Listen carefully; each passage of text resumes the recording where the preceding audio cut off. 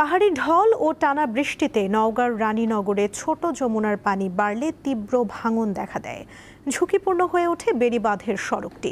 নান্দাইবাড়ি, মালঞ্চি, কৃষ্ণপুর, আটগ্রাম সহ অর্ধ শতাধিক গ্রামের বাসিন্দাদেরকে চলাচল করতে হয় নদীর পূর্ব তীরের একমাত্র সরু রাস্তা দিয়ে। আমাদের উঠে দাঁড়াতে হবে। স্পিড সকল অন্যায়ের বিরুদ্ধে রুখে দাঁড়ানোর এনার্জি পার্টনার। বিগত কয়েক বছর আগেও ছোট যমুনা নদীতে যখন পানি বেশি হয়েছিল তখন এই নান্দাইবাড়ি, কৃষ্ণপুর, মালঞ্চি, বেড়িবাঁধের একাধিক অংশে ভেঙে বন্যার সৃষ্টি হয়েছিল। আমাদের মাদ্রাসা নদীর পাশে, নদীটা ভেঙে যায় যখন সকল মাদ্রাসাটাও দেওয়াল ভেঙে যায়। এই রাস্তা দিয়ে মানুষ চলাচল করতে অনেক সমস্যা হয়, রাস্তাটাও ভেঙে যায়। বাঁধ ভেঙে যায় তাহলে আমাদের বাড়ি ঘর না খুব চিন্তিত।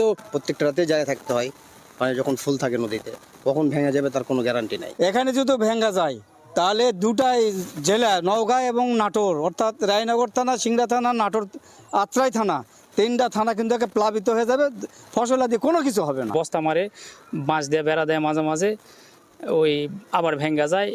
এই হালই চলিচ্ছে। বন্যায় পানি আসার আগেই যেন স্থায়ীভাবে এটা সমাধান করা হয়। নওগাঁ পানি উন্নয়ন বোর্ড ও রানীনগর উপজেলা প্রশাসনের কর্মকর্তাবৃন্দ এই বেড়িবাঁধের ঝুঁকিপূর্ণ অংশটি পরিদর্শন করেছেন এবং অত্যন্ত ঝুঁকিপূর্ণ অংশে কিছুটা কাজ শুরু করেছেন। পানি উন্নয়ন বোর্ড সহ উপজেলা দুর্যোগ ব্যবস্থাপনা দপ্তর, উপজেলা প্রশাসন সহ প্রয়োজনীয় কাজগুলো জিও ব্যাগ থেকে শুরু করে প্রোটেকশন ওয়ার্ক যেগুলো করা দরকার সেগুলো আমরা করার চেষ্টা করব এবং এই জন্য আমি দাপ্তরিকভাবে যা যোগাযোগ করার সেটি করার চেষ্টা করছি।